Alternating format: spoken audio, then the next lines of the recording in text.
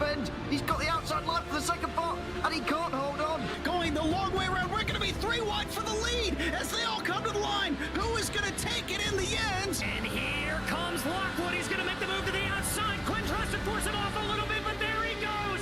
It's going to be side by side through turn 1. Will he be able to cover him off? He does.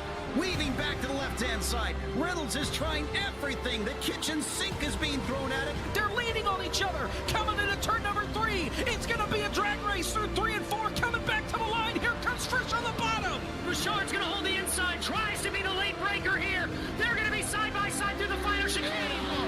They bang doors, but keep it clean. As they're still 4 wide on the run down into the back straightaway. Demerit's looking for a line as well. What is going on in Michigan? No back into the fence. They're still beating and banging. Oh, and to the line. He is much faster coming through there. Is there damage on Challenger? Abramitis is ahead. There's going to be a race to the line. Who is going to get it?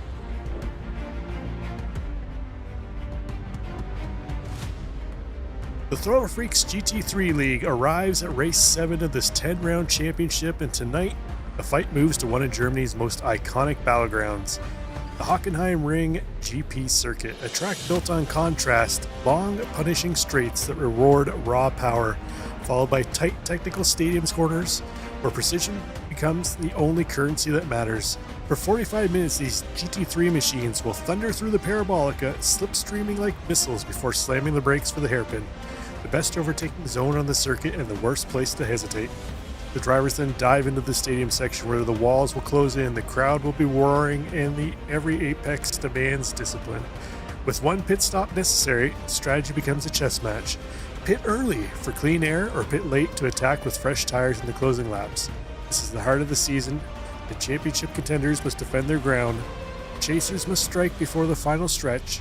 And every mistake now carries the weight of the standings. Tonight, speed meets strategy. Tonight, precision meets pressure. Tonight, the Throttle Freaks GT3 League takes on Hockenheim. Welcome in. This is Racer Nexus. I'm Rob Campbell. In the booth with me, back again after a week hiatus, is Mr. Richard Swindells. Welcome to Hockenheim, Germany, Rich. Yeah, it's nice to be back and over the pond now, and I missed Adelaide, but man, this is going to be a great race here. I love Hockenheim. Yeah, well, if you have to sacrifice a Miss Adelaide, it's a decent one to come back to here in Hockenheim Ring. Let's take a look at the information here for the track itself this evening. Now you can see we're in Hockenheim. Baden-Württemberg is the town this track's located in here. 2.81 miles, 16 corners, 327 feet above sea level here. We got 70-degree Fahrenheit air temp, 83-degree Fahrenheit track temp. Not a drop of rain in the forecast, although it is a little cloudy out there for our drivers. Quite a bit of wind, Rich, 13 mile an hour blowing out there. Might affect the drivers heading down the Parabolica straight. We'll see if that helps or hinders some overtaking opportunities. But as I mentioned, we are into round 7 of 10. Next week, we're going to head to Lemans. So we're going to hop over one country here to France. And then we're back to North America, well, states in particular, for Indy Road for round 9. And then round 10, we're going to wrap it up on the streets of St. Petersburg. Format tonight, same as it's been all season. 120 minutes of practice, that's done. 15 minutes of qualifying, they're in the middle of that. They've got about 2.5 minutes left of qualifying, and then 45-minute race on tap. 0 fast repairs for our drivers. It is fixed setup. The only thing they can adjust is the brake bias fuel limit at 50%. That's where we'll see the pit stops about midway through the race. 20 incident points will net them a drive-through. Every 4 points after that will net them another drive-through. So very important not to get to that limit. But It's going to set us up here for the race, Rich. Hockenheim, we talked off camera, track that we both enjoy racing and broadcasting at. That's for sure. I think it's a well-rounded track. It's got there's places to pass, so that's always exciting for a broadcast and exciting as a racer.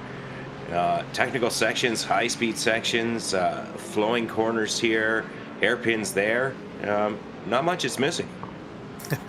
It's not missing a whole lot. I guess that's what comes with a FIA Grade 1 track that's hosted F1 in the past. But before we get into qualifying here, why don't we take a look at the points coming into this one.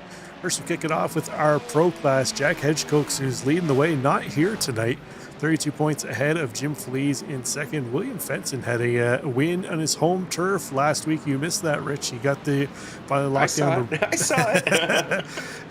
Finally locked down the win in the land down under for him. He's ahead of Gonzalo Cortez and then David Bush III, rounding out the top 5 drivers in Pro Class. What's it looking like in Pro-Am, Rich? Yeah, Pro-Am, Jason Park's got a 21-point lead over Seb Gauthier. Colin McKenzie sitting at third, strongly in third, having a good season. He's 38-point back. And fourth place, we got Josh Goen and Jack Polyak in fifth. And then over in AM class, James Hand leading the way, although that gap's closed a little bit now. Only 14 points between he and Ian Cabana. Cesar Jimenez currently sitting in third. Sean Provo in fourth. Andy Mills in fifth, but not in session here tonight. So potentially Doug Evans, only 3 points back of him, could snatch that position away in the top 5 of the AM class. And then lastly, Rich, we've got our teams championship here. We're Going Racing Ruby is 5 points ahead of SRTE Purple, so that battle really tight. Without Jack Hedgecox here tonight, it's really a chance for SRTE Purple to try and get themselves up at the sharp end of the team championships. Riot Motorsports Team Red currently in third. They're a few points ahead of Lunatic Racing. Well, a few, I guess, 35 points or so ahead of Lunatic Racing, 36, something like that. Whataback Racing in fifth, and then you can see the rest of the teams rounding out the championship there. Yeah, it's I love the team dynamic in this, Rob, and it makes for 2 races in one, and it makes for an interesting season. Yeah, it adds that little bit of extra reason for the drivers to stick around throughout the season. If maybe their own personal season isn't going the way they were envisioning, they can stick around and try and help their team out as much as they can. But speaking of teams, Jim Feliz currently at the top of qualifying. He's going to finish up his final lap here as he's heading into the stadium section now, and he's currently ahead of William Fenton by 2/10. So he's going to need to capitalize here if he wants to have a shot at Jack Hedgecox. Without Hedgecox here, he comes in second place in the Pro Championship and looks like he's going to bail on that lap and pull it in and call it quits. Seb Gauthier going to cross the line, though, to try and improve. Currently in fourth place, top Pro-Am driver for Seb, so nice run for him so far, Rich. Yeah, I think his driver profile pick is scaring all the other drivers of late, because Seb's really turned it on the last. I missed last week, as you said, but in the last few weeks, he's really turned up the wick a little bit. Yeah, he's trying to make that move to the front of Pro-Am class, but the man leading Pro-Am, Jason Park, going to start right behind him. Rich, 1 row behind him in 5th place. Is going to be tight between those 2 Pro-Am drivers. Sean Provo looks like he's going to be the top AM driver. Is the last driver on track here is Matt Mars as he crosses the line, and then we'll have a look at how the grid's going to set up, Rich. But 45 minutes here at Hockenheim, turn 1 going to be dicey. We got almost 40 cars in the session. Well, just one shy of 40 cars in the session, so that's going to be a lot of machinery to get through turn 1, where it's really tricky with that inside curb, and then the off tracks are unforgiving on the outside. They certainly are, and yeah, I'm looking forward to turn 1. I'm looking forward to see what happens, maybe even at turn 2. Of course, the hairpin turns. Rob, there's all kinds of corners lap 1. There certainly is, and there's our grid. Jim Feliz and William Fenton going to lead them away on row 1 on the strong qualifying effort by William Fenton. Behind them, we're going to have Gonzalo Cortez, and then our top Pro-Am driver, Seb Gauthier, starting in 4th place. Behind him, Jason Park in 5th, David Bush III in 6th. 7th place going to go to the Bad Santa, Brett Thurman. A nice run for him. And then Jeff Evans in 8th place. Right at the top 10 is going to be Josh Spears and Andrew Trickett. Yeah, 11th place, we've got Colin McKenzie in the Acura, Pete Mejia in 12th. 13th place, we got Sean Provo, Miguel Vigo in 14th. On row 8, we've got Josh going in 15th, Ian Cabana, 16th. 17th place, we've got Dale Peterson, Aaron Lewis in 18th. And on row 10, 19th place, Jared Keane, Samuel Garcia in 20th. 21st place, we're going to find Ryan Bird in the Quarter Life Crisis Racing Team. And then Kevin Berquist to his outside in 22nd. 23rd place, the Whataback driver of Ryan O'Connor with Lucas Nguyen in 24th to his outside. Eric Harmon going to start in 25th, and then 26th place is going to be Kyle Colbert. 27th place is Andrew Venaro, and 28th going to be Jack Polyak. And then rounding out the top 30 going to be Jacob Victor and Cesar Jimenez. We got more though, folks. 31st place, we've got Matt Mars, James Hand in 32nd. On row 17, we've got Corey Precker, 33rd, Brett Pankari in 34th. Doug Evans is 35th. Herbert Pineda, 36th. Max Gomez, 37th, and Jay Steffi, he'll be starting 38th with no time set. Rounding out our field tonight, also with no time set, is Justin Welsh. So there we go, all 30, well, I guess 38 of the 39 looks like Justin Welsh potentially going to go for the pit start. Yeah, might be a good spot, I guess, Rich, but I guess you were starting tail on the field, and it's not really a whole lot to gain by doing that. You would have been back at the end of any of the carnage that would have happened into turn 1 anyways, but we'll see. Maybe it's the Galaxy Brain move here for him as the race plays out. But short pace lap, you can see all our drivers trying to get a little bit of heat into those tires. With short pace lap makes it a little more challenging. But the weather here tonight, at least the track temp, relatively warm, should help them get a little heat in the tires, Rich. Yeah, it certainly will. And these corners, I don't think it's going to take too long at all to get tires up to temp. Take a look. Man, that section of track looks really, really narrow, Rob, doesn't it? Or is that just my hallucinations? It is kind of tight through that section. It's rough if you're going 2x2, especially the marbles start getting kicked out. There's a little bit of camber in that corner, and the marbles get kicked out, and it's easy to lose the back end. But the iRacing Porsche pace car are going to duck into the pits here, and then we will be under Jim Feliz's control here heading into turn 1. See if he's able to hold off the charge from William Fenton on the outside, and Gonzalo Cortez and Seb Goche in behind. There's the green flags out. Jim Feliz getting a huge jump into turn 1 here. We'll see how the rest of the field stacks up in behind. As we got about 3-4 wide in behind. They're all concertining up into turn 1, but so far looks like the majority of the field got through here. Rich, nicely done by all of our drivers. Yeah, nicely done. I see that William Fenton off. No, that car looks damaged, Rob. Or maybe it's not, but yeah. William Fenton, a strong qualifying effort, though. That is sending him right down, plummeting down the field. Oh, we got a few more drivers falling down through the field, too, as well. Looks like Cesar Jimenez is around. He's off track. He's got some heavy damage on the front end of his car. Looks like Doug Evans, too, as well, is around. Oh, man, we had another Ferrari spun sideways there. That might have been William Fenton again is around. Ryan O'Connor is tied up here. Oh, man, everything's going off. Corey Precker, Matt Mars, so good through turn 1. Then things just went sideways here. We'll go back and catch what happened there as things settle down a little bit. But Seb Goche now up into 3rd place. He's got Valerie in chat cheering him on. So maybe that'll spur him off to a win here tonight, Rich.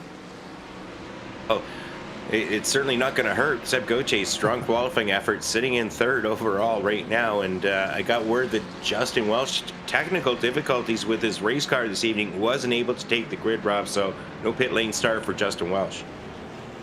It's unfortunate. It looks like he was coming out lucky, though, after that first lap carnage that we saw here early on. But looks like things are going to get settled down here a little bit for lap number 2.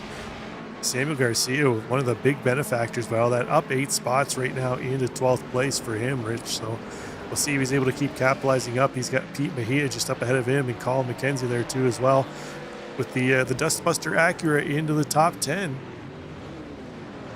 Yeah, well, Colin's had himself a solid season. His best season yet in Throttle Freaks is going by memory. So looking for a little bit more. He's up 1 position, but with all that calamity on lap 1, we've had a number of drivers moving up a number of positions. Oh, good side-by-side battling action here. And this is just scary, Rob. We're only on lap 2, and I'm just wondering how many more cars are going to suffer some consequences here. They're going too wide, too deep, and everybody's sorting themselves out, though. Andrew Venaro tucking it in, and cars nose to tail getting back in line.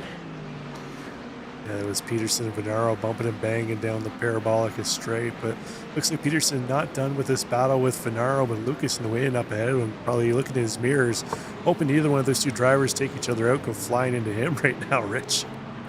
No. Oh, don't say that. Don't say that. We've got enough going on. We're taking a look up a little bit up closer to the front.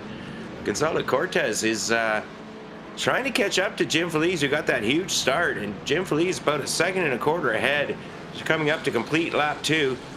Seb Goche, he's within 1 second and still within draft range of Gonzalo Cortez. Jason Park just 0.5 second back. So Jim Feliz trying to stretch the legs a little bit, trying to pull an advantage, get out of draft range, and kind of walk away with this, but Gonzalo Cortez trying to hunt him down. Yeah, speaking of hunting down, we've got David Bush III getting chased by Andrew Trickett in the Mustang.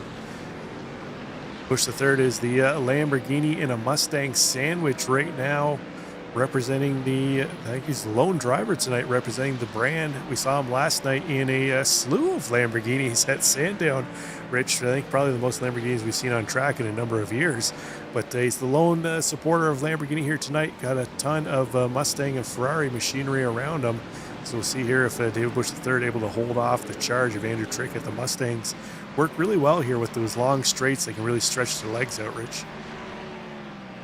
Well, they can, but still a Lambo, Rob. I mean, and it looks so special when it's in the middle of all those Mustangs. So David Bush III, thank you for continuing to run that Lamborghini, because well, nothing sounds like that car.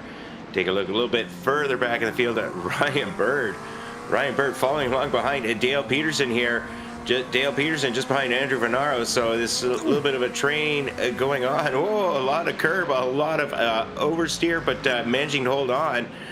Ryan Bird, Kevin Berquist liking that and able to close up. And oh, Jack Polyak having some big issues, and that car looks heavily damaged.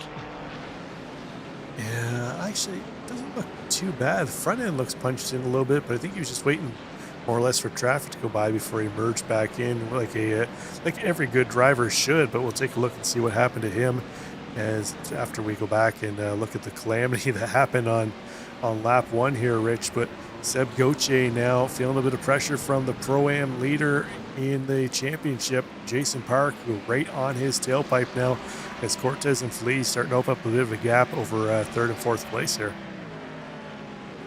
Yeah, it's that's what kind of you want to see is early on is try and get yourself a little bit of a gap. As we take a look at Jason Park, kind of showing the nose, Seb covering off the inside, but that's going to let Jason Park get a good exit out of the hairpin.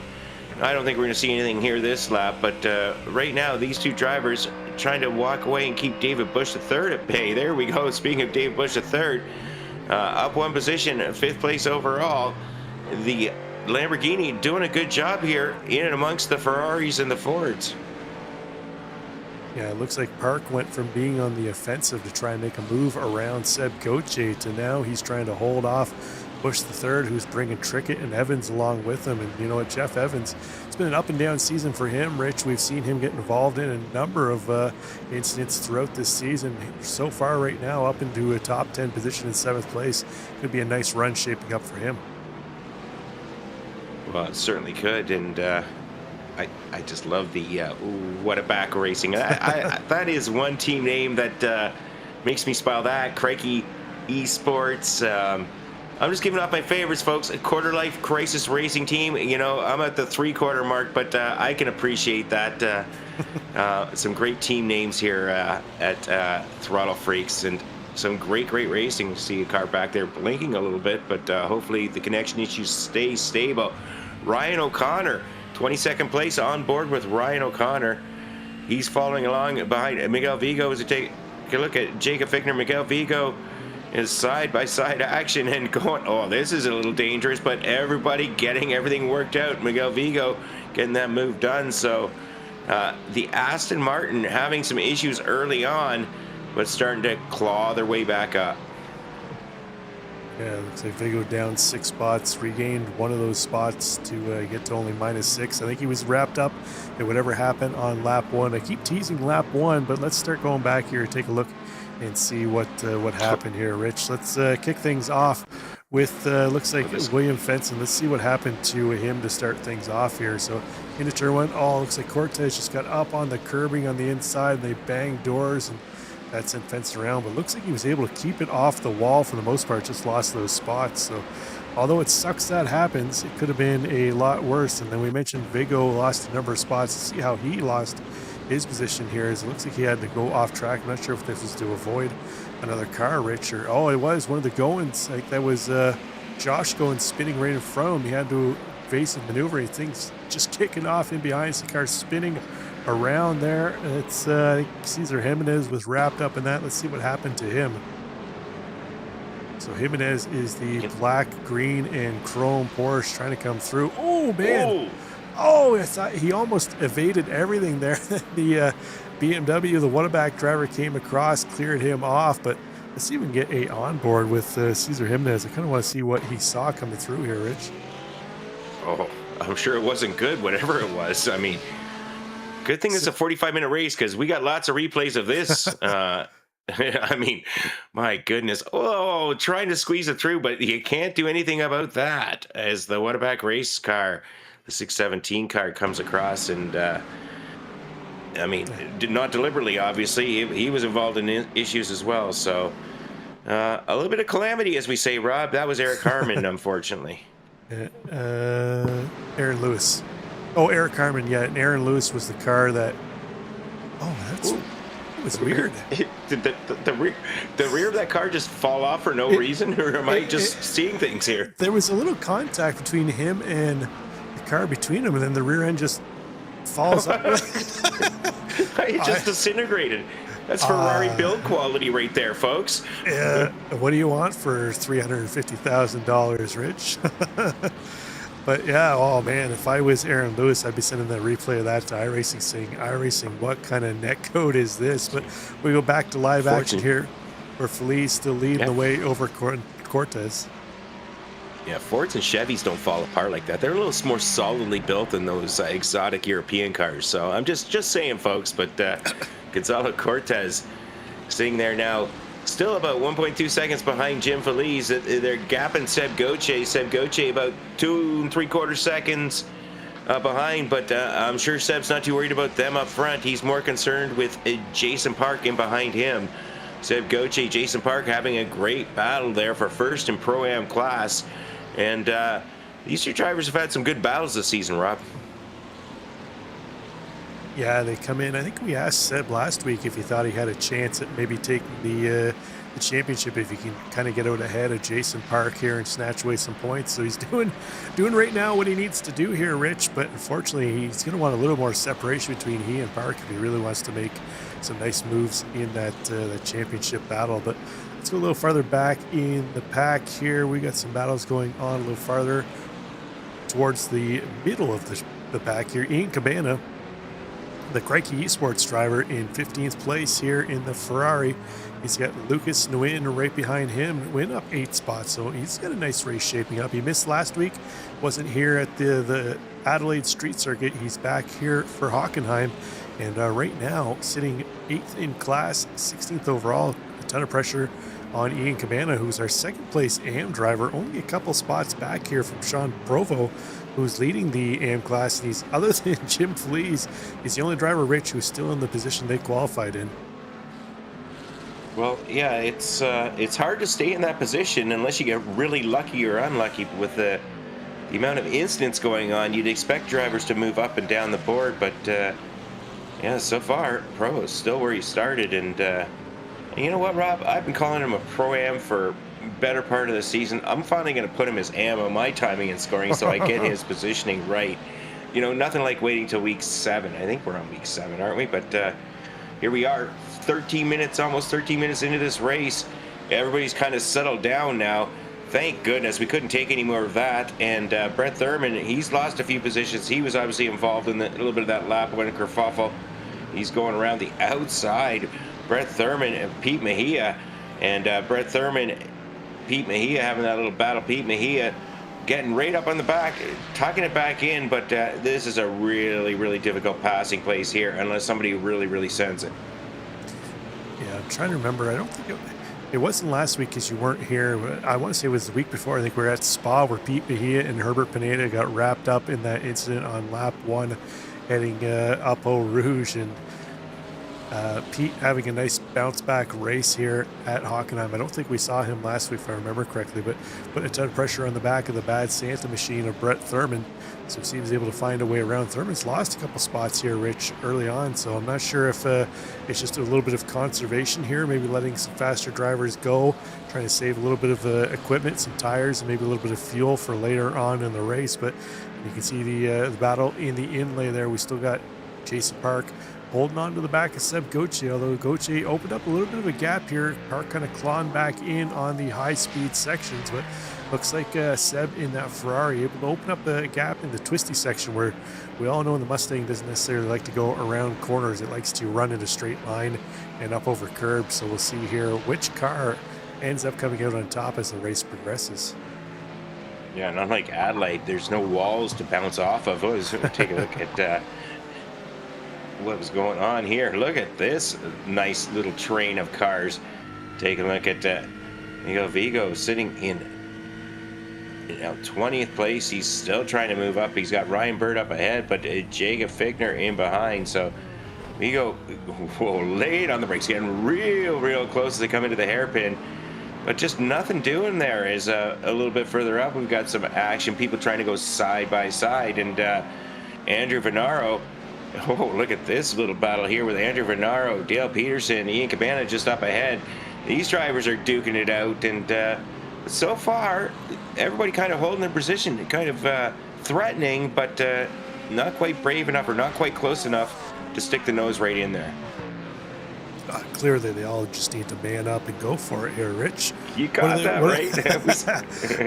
What are they waiting for? But yeah, it's a heck of a pack here. We got, looks like Lucas Nguyen leading the pack, which he has Ian Cabana following him, Venaro, Peterson, Bird, Vigo.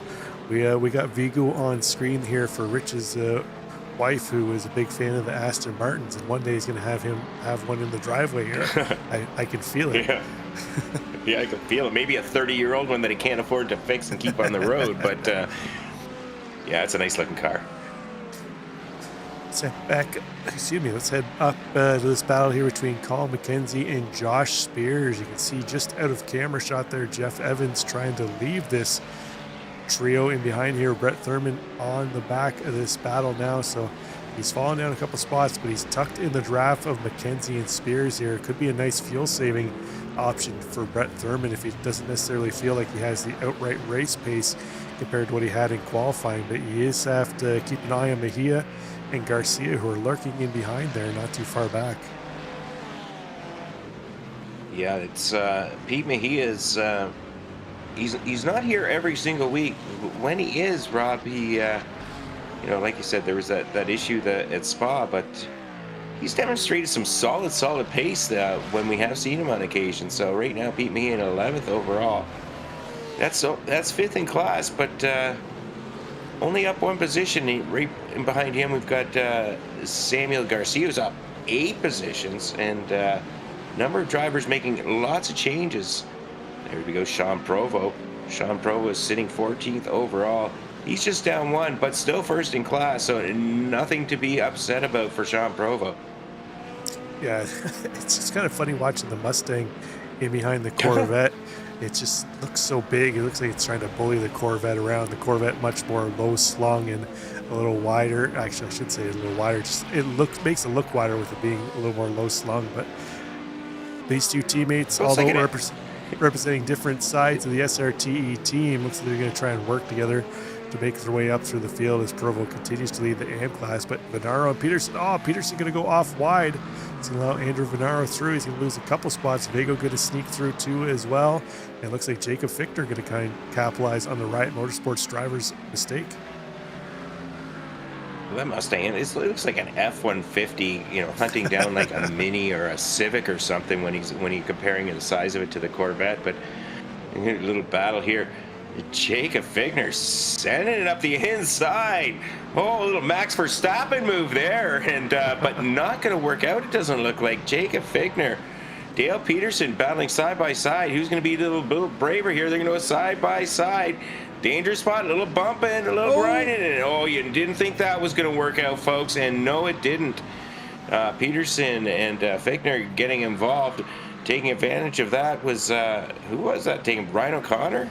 Taking advantage. Ryan Somebody O'Connor got ahead in and there. Josh Goen both were able to sneak through there off of that, Rich. We saw Goen spin earlier, so he's trying to recover. But take a look here, a quick replay of what happened between Peterson and Fichtner. As you were saying, they were battling a tooth and nail, but I'm wondering if one of them maybe got a glimpse of Ryan O'Connor in behind. Oh, no, actually, it was just a little bit of it's like incidental contact. Peterson trying to move over a little bit to the right to open up that corner. And unfortunately for him, Jacob Fichtner was already there. Yeah, 2 does not go into 1, and into the pits, Gonzalo Cortez going in for his regular service. Only 18.5 minutes in, a little early, but hey, try something a little different, I guess. Yeah, I'm not sure if this is a scheduled stop or not, Rich. We'll have to see if he comes back out. It does seem a little early to pop into the pits. We're still about 4 minutes away from the halfway point, but we'll see. Maybe some strategy. I think we just out in clear air in behind Jim Feliz, so the interesting strategy move to duck out of second place this early on. But we got Colin McKenzie and Josh Spears battling it out. This is for 7th and 8th place. Spears is in the pro class, McKenzie one of the pro-am drivers, and they have Brett Thurman, one of those pro drivers, in behind them in the Ferrari. So we got BMW versus Acura versus Ferrari, and I see a little more manufacturer spread here in the top 10, Rich. Yeah, certainly not unlike the start of a bunch of different GT3 series we've been watching where it was all Ferraris. And you know, something happened to Gonzalo Cortez, Rob. He was in the pits forever, came out, and I don't know. He just seemed like he was there forever. Yeah, and they just came out, pulled off, and stopped. So I'm not sure. Maybe he's having a technical issue or something now, Rich. Yeah, he was in there for like 1 minute and 10 seconds from lane to, or 56 seconds in his stall. So it looks like Gonzalo Cortez's night is over. Tim Feliz can breathe a sigh of relief. He's 6.5 seconds ahead of Jason Park, who's gotten by Seb Gauthier. See if we can find out how that happened a little later on, but Seb Gauthier dropping down to 3rd. Jason Park, points leader, is back up to 1st, 2nd overall.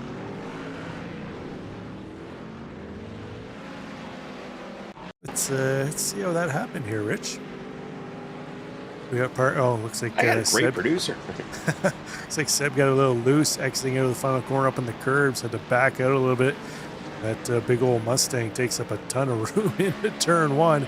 Just kind of bullies his way through there. Not much Seb could do. Had to back out of that and see if he can regroup and try and mount a charge back at Jason Park. But Jason Park has been a weapon here the last number of weeks in the Pro-Am class. I think it's basically all season been fairly strong. It's good to see, as in seasons past, he's had that pace, but necessarily didn't quite see the checkered flag in far too many races, Rich. Yeah, that's so true, but I love that paint job on that car. James Ham, take a look at James Ham. We haven't seen much of him this evening. James Ham having a season of, you know, you couldn't ask for a much better season than James Ham's had this far. Sitting 4th in class, though, 24th overall, up 8 positions on the day, battling here with Corey Precker from Craigie Sports. So right now, James Hand in a little bit of a train there. It looks like he's got William Fenton, Fichtner, Precker all up ahead of him, and Brett Pancari right behind him. So coming around here, lap 14, and these drivers still nose to tails. Brett Thurman into the pits, out of the pits, get his regular service. So Brett Thurman coming out in it's like 24th place. It's like about 14 and a half seconds in his stall. So going to be in the 13 to 14 to 15 second range, depending upon how conservative they are and how much fuel they used. Yeah, we'll see if the undercut works here for him tonight. We got a number of other drivers, Matt Mars, Ryan O'Connor, Andrew Vernaro, all into the pits too as well. But Brett Pancari here in the Acura going way out wide. I don't know if he was trying to fake a move on James Hand up ahead of him or not, but he's got the Castrol bottle back. He's got the New York Rangers shirt on tonight. Rich, he was representing Kitchener Rangers a couple weeks ago, and then your Fox is back. It's a little bit of everything. He's even got the Super Mario Princess Daisy on the top of the Castrol GTX bottle. So a little bit of everything here tonight for Brett Pancari on camera. You know, next week I want to see Rob. I want to see googly eyes on his VR headset. If we get some googly eyes on the VR headset, Brett, you're guaranteed to get some more camera time. So that's just a hint for next week as Brett Pancari continuing to follow along with him, and that train of cars. Corey Precker just up ahead, James Hand, then Brett. So we've got Chevy, we got BMW, we got the Acura. Nice mix, as you said earlier. And look at that great logo on the rear wing of Corey Precker's Corvette. Yeah, it looks like somebody tried to take a bite out of half of it though, Rich, but we do appreciate him throwing it on there anyways. But he's feeling some pressure from James Hand. James not having his typical race that we've seen so far this season, Rich, although he is fourth in class, but mired back in 21st place here, trying to find a way around Corey Precker. I say that he's up 11 spots, so all in all, it hasn't been a terrible race for him, but we got so used to seeing him leading the AM class this season that it's kind of rare to see him back in 4th and 5th place. Well, maybe he's just, trying for a little bit of a challenge. Maybe it's just been a little too easy for Mr. Hand this season, but yeah, overall, he's had a great series. And there's Kevin Bergquist. We haven't talked about him this evening, but the Craigie Esports driver currently in 23rd place and coming up on the back of Brett Pancari. So nice to see Kevin Bergquist battling it out. He's just down one position on the day. On the inset, we've got Colin McKenzie sitting in 8th place, falling along behind Josh Spears. So nice little battle there with Josh Spears. That's Jeff Evans up ahead. Yeah, Jeff Evans just up ahead of him. I thought it was David Bush III for a second. I was going to say Josh Spears in a lunatic sandwich, but he's got Whataback driver up ahead of him. Could be a Whataburger driver if they would have went back to they won't pay the licensing fees. We'll see if maybe they can go, if they have two teams next season, it could be Whataback Racing and Whataburger Racing. But it looks like Brett Pancari going to pull into the pits, try and relieve some of that pressure from Kevin Bergquist on his tailpipe. So we'll see if they renew that once they both cycle through for their stops. But let's take a look here at Colin McKenzie, our highest placed Acura driver, putting a ton of pressure on the back of Josh Spears. But looks like they've reeled in Jeff Evans up ahead in that Mustang, Rich. So Ford versus BMW versus Acura battle here as they head back into the stadium section. Fun fact about the stadium section. I haven't fact checked it to see if it's true, but I believe I heard sometime back in the past, but the stadium section, just because of the way it's built and the amount of fans that they get in there on a race day, with the cars in the stadium section and the fans in there, it's the loudest part on any Formula One track in the season. Just the way the sound all generates, kind of like an amphitheater in there. It's almost like an arena. When they come in, they're kind of circling around the arena. You got like 100,000 fans in that section, and then you get 30-40 cars cycling around through there. I guess it gets pretty loud. Yeah, that makes some sense, and I love the fun facts. We're not sure if they're facts, but if it makes sense, we're going with it, folks, because that's what we do. Josh Spears into the pit lane. Yeah, nobody's going to do it. We're clever. I mean, Dave Morse is too busy watching his team having a great race, so he's He's not going to be hitting the old AI or Google searches. Take a look at Jared Keane sitting in 10th overall. Jared Keane, none of our front runners, well, except for well, I shouldn't say none of them. A couple have come in early, but most of the front runners still out there battling. Jared Keane, 10th overall, started 19th, so up 9 positions.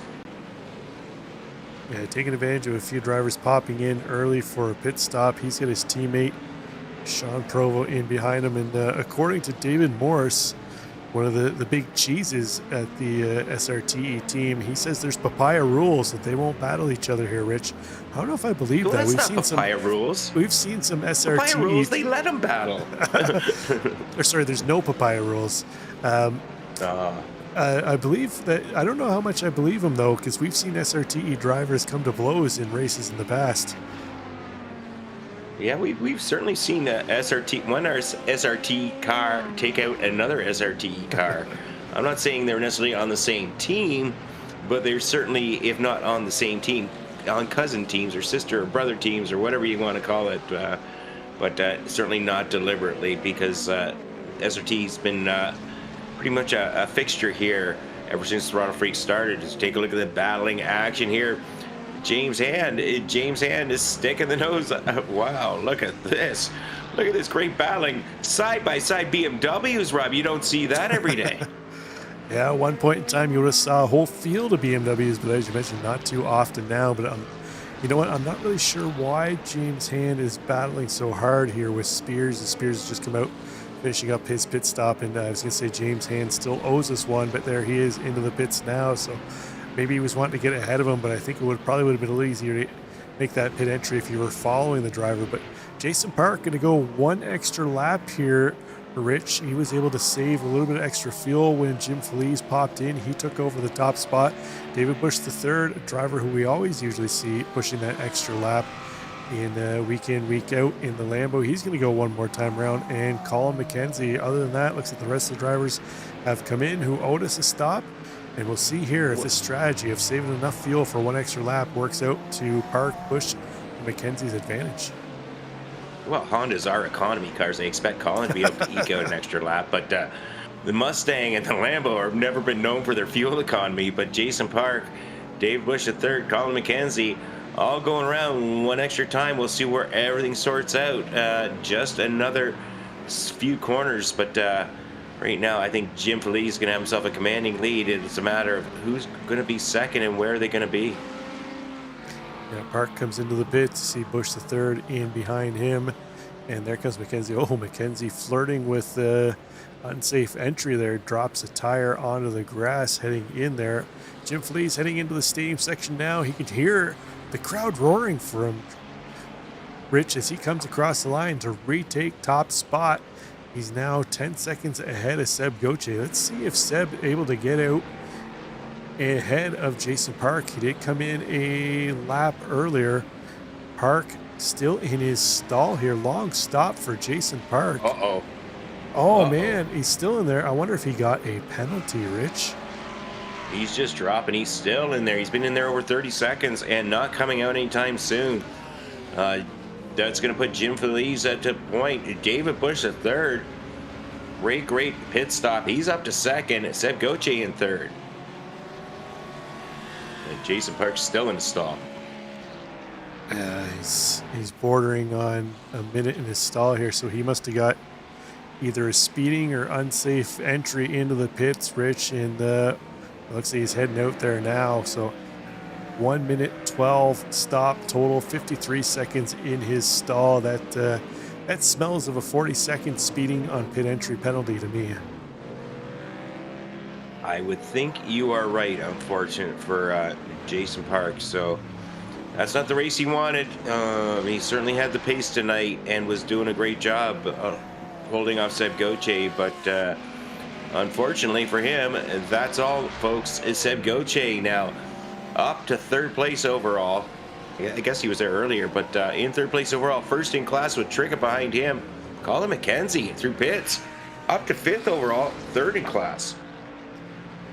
Yeah, I bet you Seb Goche, when he came around The last corner saw Park still in the pit stall. He was probably breathed a sigh of relief there, Rich. But Andrew Trickett says, no, not so fast. Now you're going to deal with me. You might have lost a little bit of pressure from Jason Park, but I'm not going to give you the time of day here. I'm going to stay right on your rear bumper as they work their way through turn 1, down into turn 2, and Trickett is hot on the tail of Seb Gauthier. Yeah, Trickett is certainly cranking it up just a little bit. So I made up a little bit of time through the pit cycle, and certainly making up time on track now. He's last few laps he's been faster than Seb, but he's got to get by Seb. Going on the inside, we're taking a look at Josh Goen, P14. Up on the big screen, we've got the Cartomania car of Andrew Trickett trying to hunt down Seb Gauthier.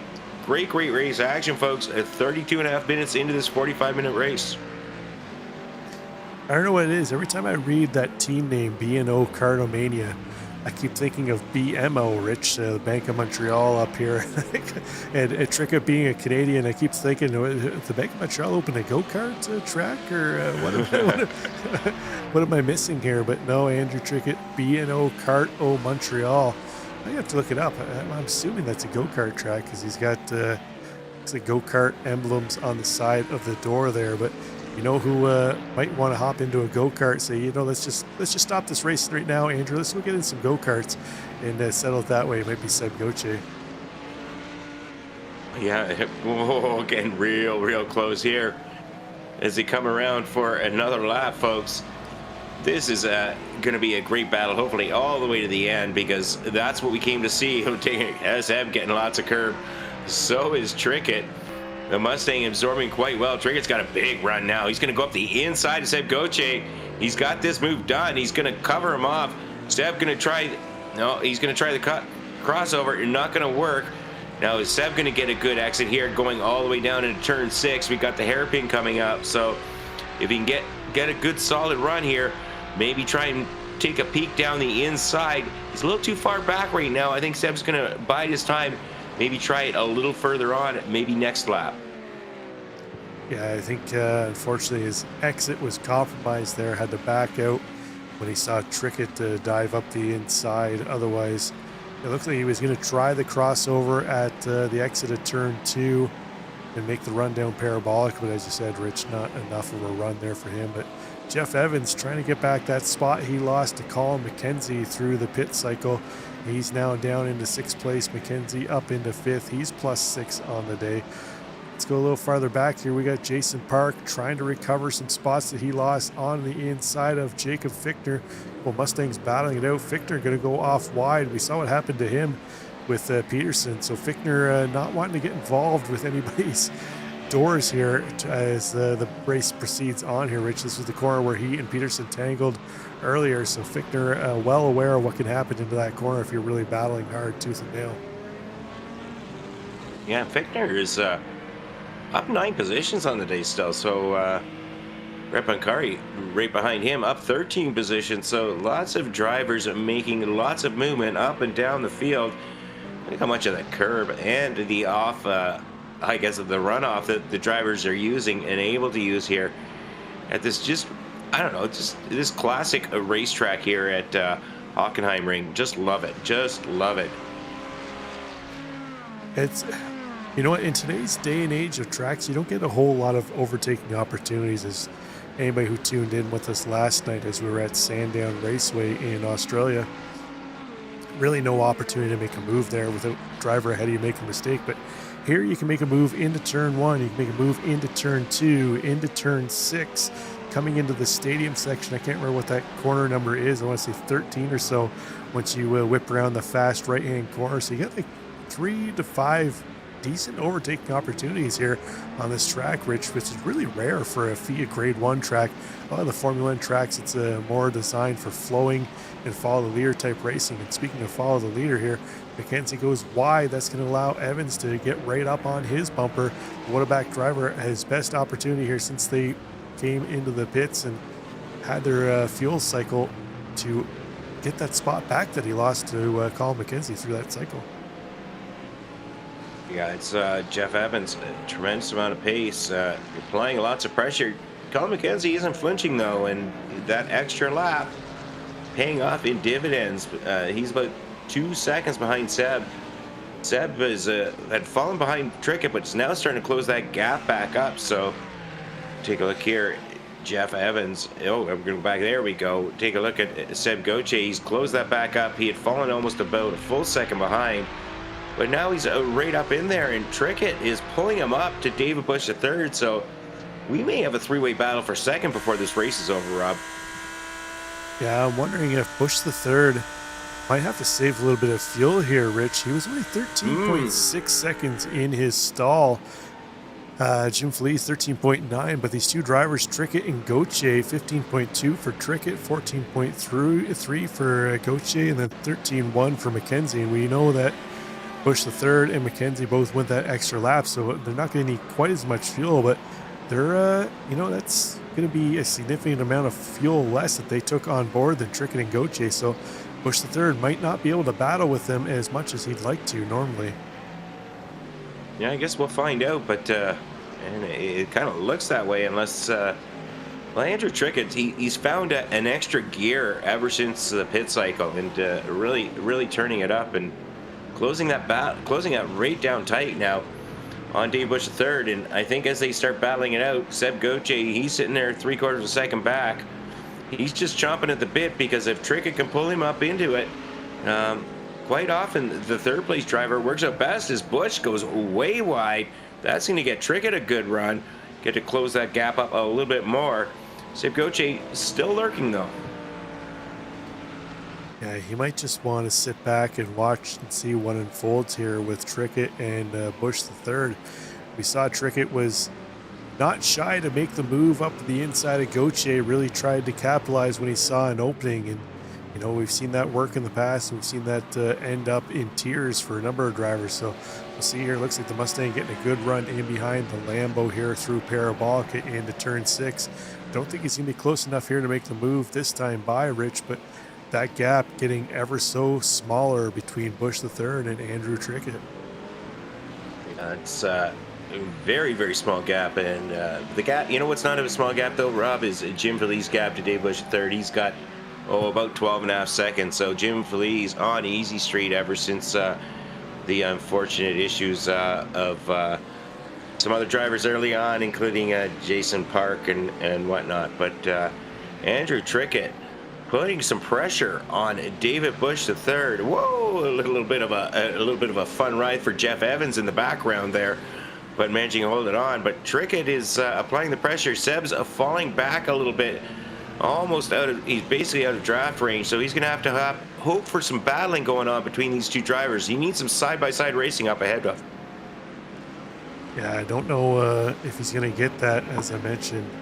I don't know if Bush III has enough fuel to make it to the end without saving a little bit here, so he might bail out, let Trickett by, tuck in behind him, utilize the draft, and then try and set things up for a last lap battle there for second spot. But either way, Seb Goche kind of sitting back, watching what's happening up ahead of him. Colin McKenzie's been able to open that gap back up over Jeff Evans. Brett Thurman now into this battle as he's sneaking up on the back of Josh Spears, who himself is reeling in Evans. So our top 7 here, well, second place to 7th place, Rich, not separated by a whole lot. If something were to happen to any one of these drivers here in this string of cars that are running along here, a number of spots could be gained or lost. Well, that's for sure. I mean, it's really, sometimes you try and make that move, the move doesn't work out. Instead of gaining position, you lose 2 or 3, and we could certainly see some of that as the race comes to its conclusion. We're on lap 25. We're going to go about 28 this evening.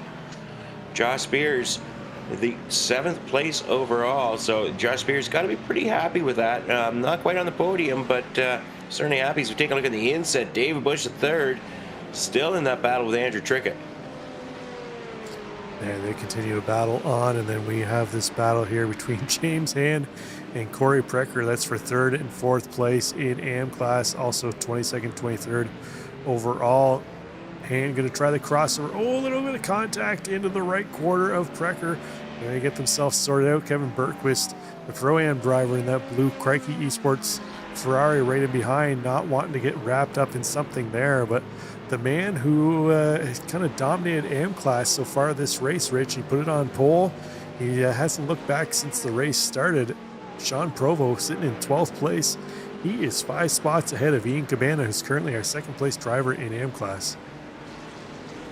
Yeah, it's a solid drive from Sean, but you know, we kind of come to expect that out of him, and not too bad at all, sitting at 12th overall, 38 car field, and top amateur driver once again.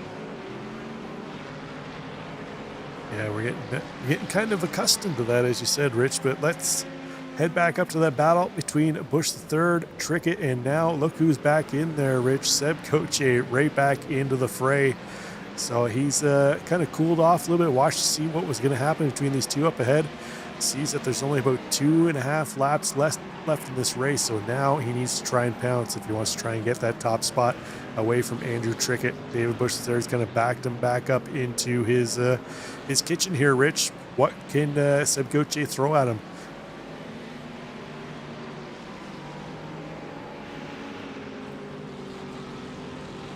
Oh, it looks like Rich has had to take a moment, one of those senior moments, you'd have to say.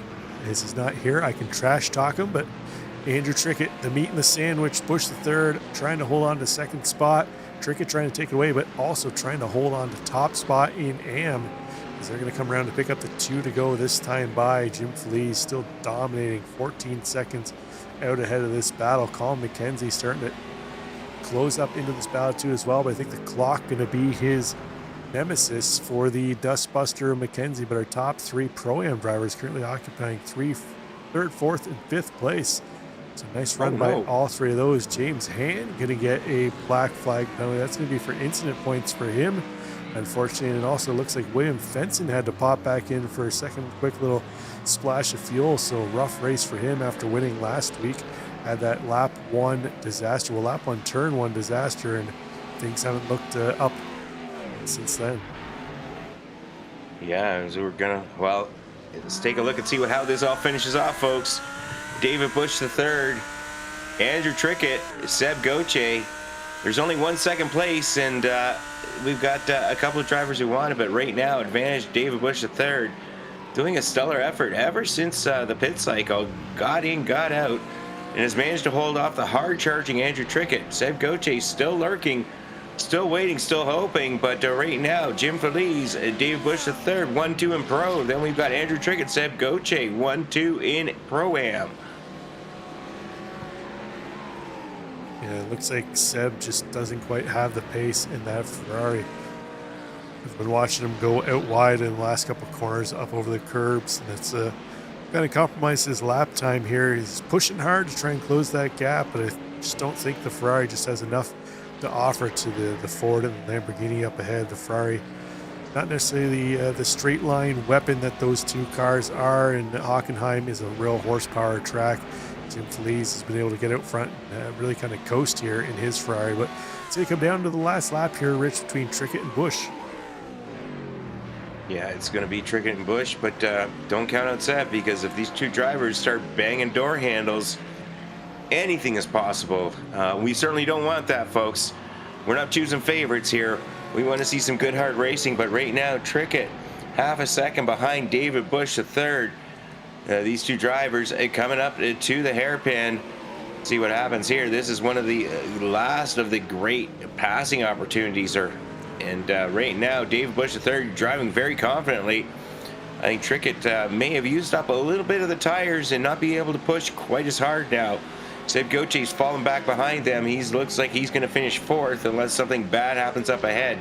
David Bush III just driving his lines, driving well, not even having to go defensive this stage, but we're going to pick it up with Jim Feliz.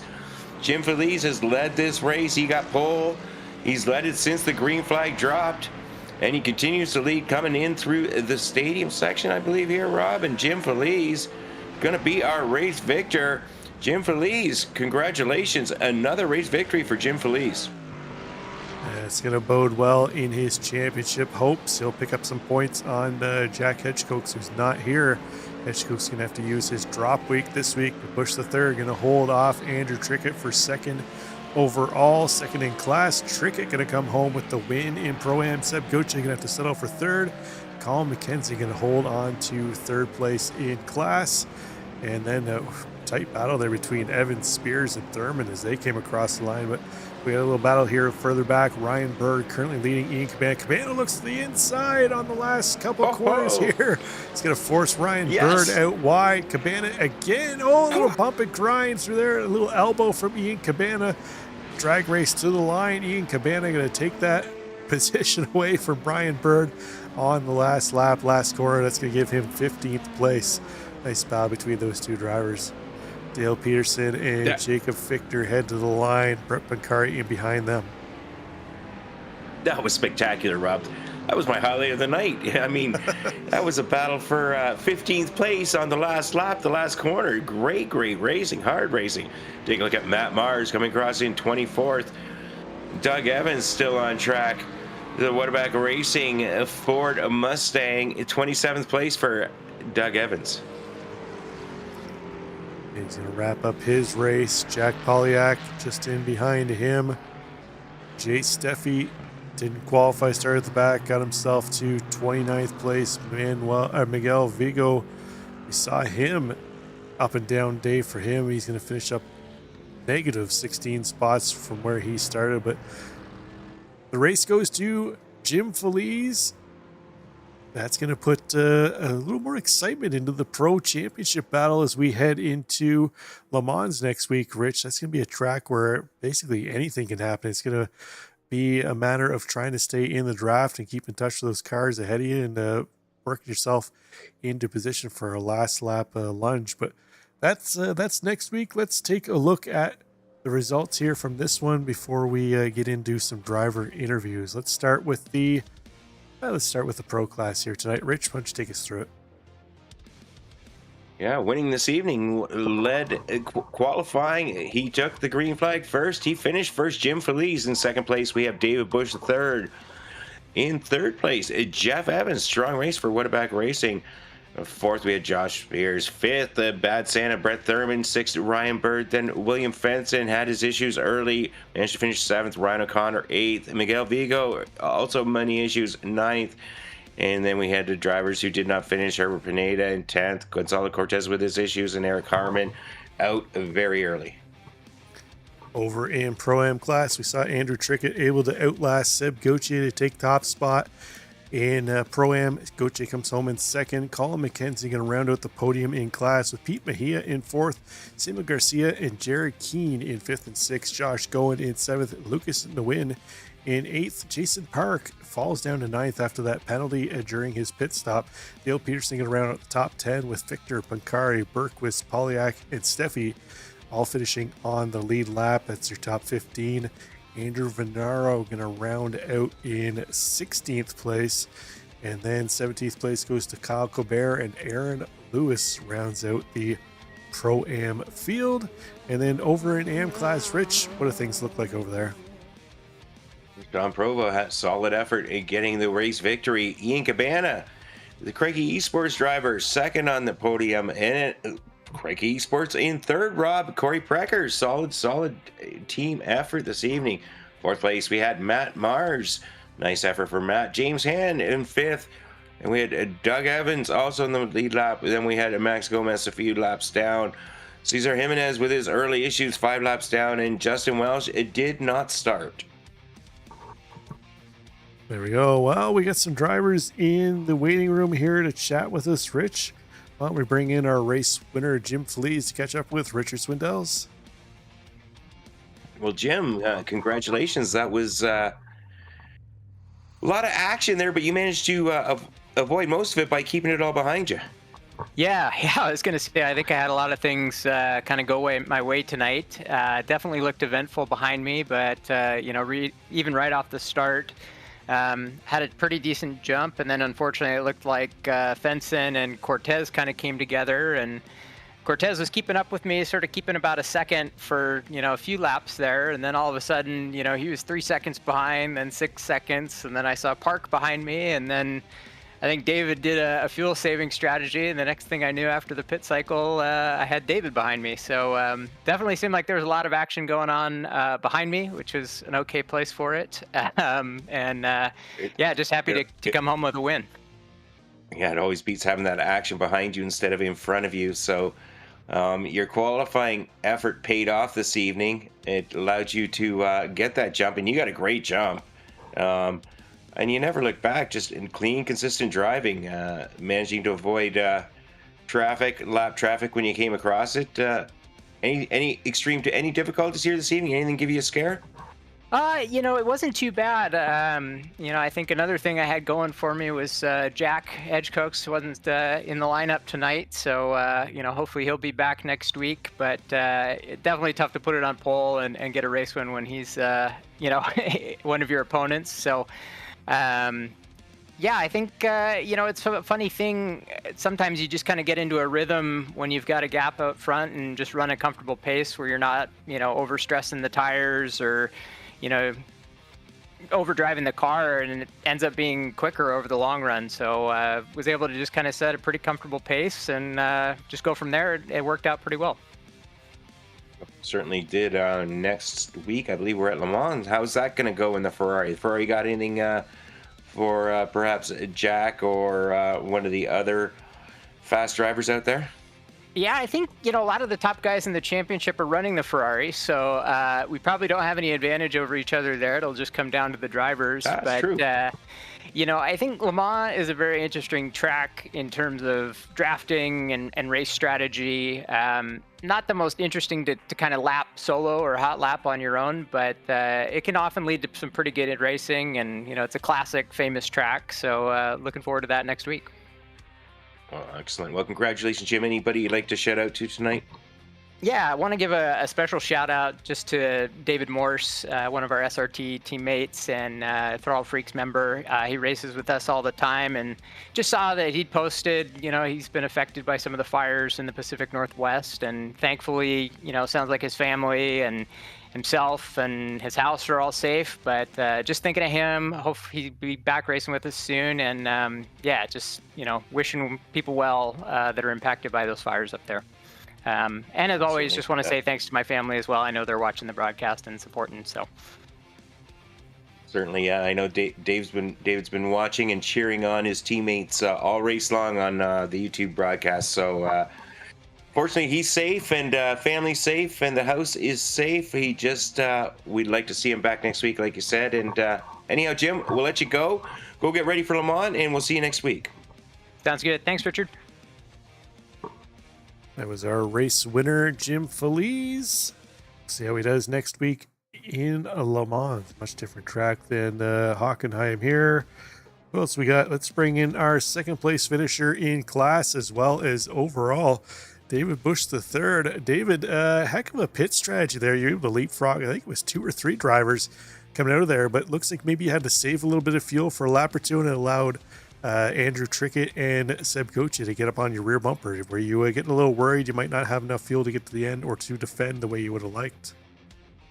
Yeah. So I had thought I had the fuel number right, and then it ended up being correct. It's just when I came into pit, I pitted right behind Park, and I didn't know it at the time, but he ended up getting an unsafe pit entry, and when I left my box and he was still sitting there, it just threw me into straight panic mode. And I was like, well, I've got the room. I'm just going to save a little bit more. Yeah, we were kind of wondering there as we saw you come around the final corner and he was still sitting in his stall, whether he got some sort of speeding penalty entering pit road or something else. And then we just kind of watched the timer go. And once he got up to the minute mark, we knew definitely that something happened there. But the Lamborghini, not necessarily the strongest in the straight line. We head to Le Mans next week. What do you think your chances are there pulling off another top 3 podium position? It's all going to be like this week. It'll depend on fuel and whether or not I could get tucked up behind somebody. Huge shout out to the Pro-Am fight that was going on the first half of the race, because without them, I wouldn't have been able to save the fuel, and I wouldn't have been going nearly as fast as we were. Before we let you go here, David, anybody you want to give a shout out to for helping you get ready all week? Big shout out to Lunatic Racing as always. They make the fabulous paints on screen. Big shout out to Racer Nexus. If you didn't know, there's a challenge for all the drivers out there to participate in as many races this month. A little promo going on. I'm trying my best to get in as many races as I can. And yeah, we saw you out last night at Sandown. You had much better luck here tonight than you did there with the Lambo. So appreciate it. And as always, you shout out to TFRL putting on the fabulous racing that we have here on Tuesday nights. Excellent stuff. Well, best of luck at Lemans next week. I know Rich and I are always pulling for the Lambo drivers, as we love listening to the Lambo any week that somebody's out there in it. So we'll see how you can do in Lemans. Take care, and hopefully we see you battling at the sharp end again. Thanks. Appreciate it, guys. That was our second place finisher in the overall as well as the pro class. Looks like we don't have Jeff Evans, so let's head over to the Pro-Am class and let's bring in our race winner here in Pro-Am, Andrew Trickett, to catch up with Richard Swindells. Well, congratulations, Andrew. That was a solid drive this evening. Yeah, thank you. That was a lot of fun. Third overall, and that was, I think that might be my best overall finish. Happy with that. I'm just looking back actually here myself, and I guess race 2, you did well, but you weren't third overall, and you really gave it a good shot at getting second overall. That great battle with David Bush III and Seb Goche after the pit cycle. I tried. I had the Mustang advantage out there this week, so I thought I'd try to put it to good use, but yeah, I just didn't have enough to get David Bush. I was hoping he was going to run out of fuel, but that didn't happen. Just a question for you. We're looking at your team name, which we've seen for a number of seasons, B&O Kartomania, and is that a go-kart track, or is there something related there? It is. We used to have a league before COVID. So Kartomania is a go-kart track in Montreal. So we used to have a league that go there once a month, and a bunch of guys used to race. So that was our league name. So we sort of carried that over. 5 or 6 guys of us jumped into the Sims after COVID, and we just sort of kept that name and kept the awesome. There, Rob was right. First time for everything. Yeah. Well, Andrew, next week we're at Le Mans. How do you think your chances are there? I haven't even done any laps in the Mustang, but it felt awesome here, so I'm hoping it's going to have some good power on those long straights, and I'm hoping for a good result. So happy with the Mustang. Feels really comfortable. So hopefully I can put it to good use. Well, excellent. Well, anybody you'd like to thank or give a shout out to tonight, Andrew? Yeah, no, just the usual. You guys for always putting on a good show, and thank you for that. The organizers of this league. It's a great league to show up every week. It's one of the highlights of my week, so I look forward to it. And yeah, it's a lot of fun. So thank you guys. All right. Well, thank you, Andrew. We'll see you next week, and hope for your continued success. Great racing tonight. Thank you, guys. Take care. That was our winner in Pro-Am class. Let's bring in our second place driver, who we're going to let him catch up with Richard Swindells again. It's Seb Goche. Hey, guys. Wow. I'm so lucky. Seb. Wow, man, you had some pace tonight. Dude, we had our practice on Sunday, and I was like a second a lap slower than Jim. So he walked me through an entire lap. He coached me through it. And then, I found the pace, I guess. But he didn't show you all of it. He saved that last quarter of a second for himself. But yeah. Man, oh man, you had your cheering section online cheering you on, but thought you were going to get the victory. Thought you were going to be on the overall podium, but not too bad still. Yeah, I'm stoked, especially once I saw that something happened to Park. I'm not sure what. He spent like a minute and a half in the pits or something. I'm not sure if he got a pit entry or something. Yeah, he had some issues. We'll just leave it at that. Okay. I'm sure you can describe better than us. Look, I think he got a speeding penalty on pit entry, so that cost him 40 seconds. So, but man, oh man, you must have been chomping at the bit with. You had a good battle with Trickett, and then he was pulling you right up into that battle with David Bush III. Did you think something was going to happen there? Were you just waiting for something to happen? Man, I was just going to play it safe. I would have bump drafted Trickett to try to get those two to fight, hopefully cause something, but I love it. Didn't happen. That's all right. Oh, well, Seb, it's always a pleasure having you in here. Let's hear some shout outs from you if you got any. Yeah, thanks, pal. Thanks, kids, for watching the race, and thank you guys as always. All right, take care. We'll see you next week at Le Mans. Yep, see you guys. That was our second place finisher in Pro-Am class. Was that 5th overall for him? And let's round out the podium here with the head of Lunatic Racing. Comes home 3rd in class. Colin, you couldn't quite get up into that battle by the end of the race. You had to fend off, I think it was Jeff Evans and who was it? Josh Spears in the battle at the end. But you come home final step on the podium with the Dustbuster Acura. That's probably a job well done with that car. Yeah, I was pleasantly surprised at how well I qualified in it, and then the start was a little interesting, but I was able to get into a nice little pack and then fuel save, and I was very shocked at how much I overcut the field, and then it was kind of just hanging on at that point. I didn't think I was going to get to Seb and Andrew until all of a sudden the last couple laps there I was within 2 seconds, and once I tried pushing I started making mistakes, so ended up just trying to run home with 3rd here. Yeah, so you started 11th, and I think if I remember correctly, what went on lap 1 happened kind of just in behind you, or just in around you. We were kind of enthralled that the entire field made it through turn 1, 2, and 3 without any incident, and then somehow in the middle of Parabolica, which should have been just an easy straight drive for the field, things started going off in behind you, and a number of positions were lost for drivers and some big gains for some others where, Hockenheim, generally it's turn 1 that causes a lot of calamity. But we head to Le Mans next week. How you feeling about taking the generally underpowered Acura there? I am going to be a sitting duck, and if we can just finish that race with some points, then it's got to consider that a success. Well, we'll let you get out and get practicing for next week, so you can sit at the back of the pack and watch everybody drive away from you. But before we do, give us any shout-outs that you want to toss at the millions and millions cheering you on.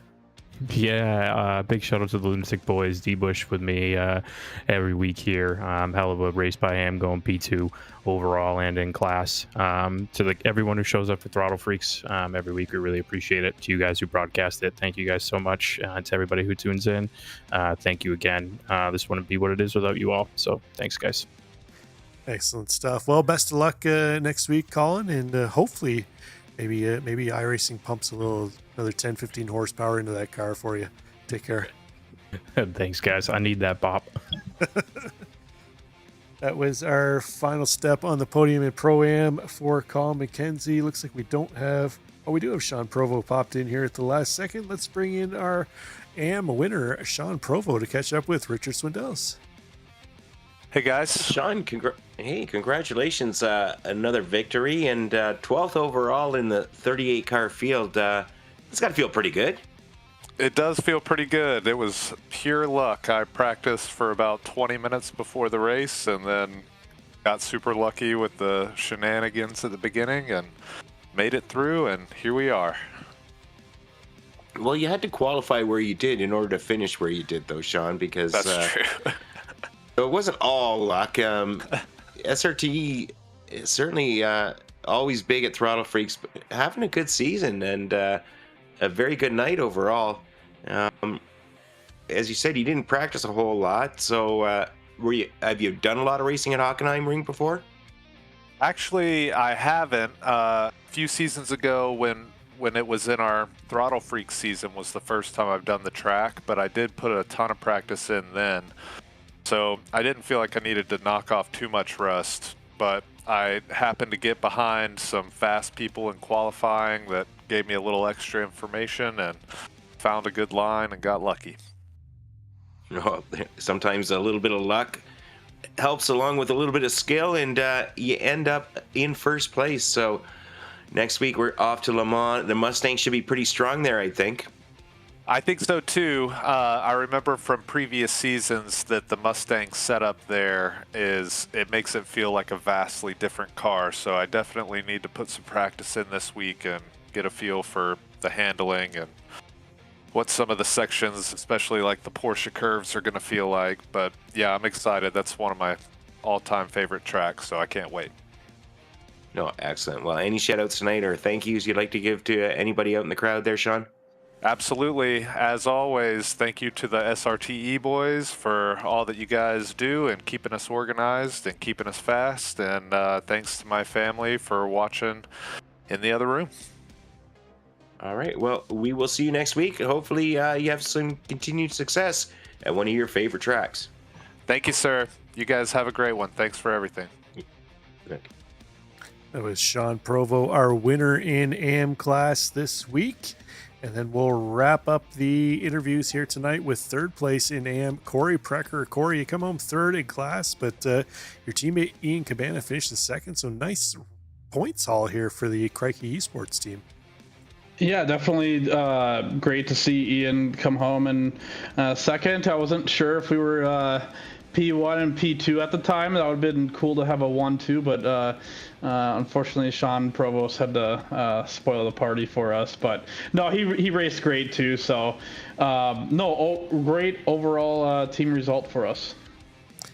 Now, you started back in 33rd. You managed to make your way up to the mid-pack of the field. What did you see on lap one there heading through the parabolic, and how did you get through without getting any damage? Yeah, I was very risky, and I basically just sent it the whole time on lap one.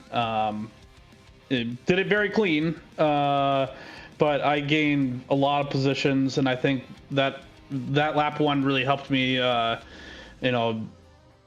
beat James Hand and Matt Mars, which were ahead of me. They probably had more pace than me. I just had some very aggressive defending throughout the whole race.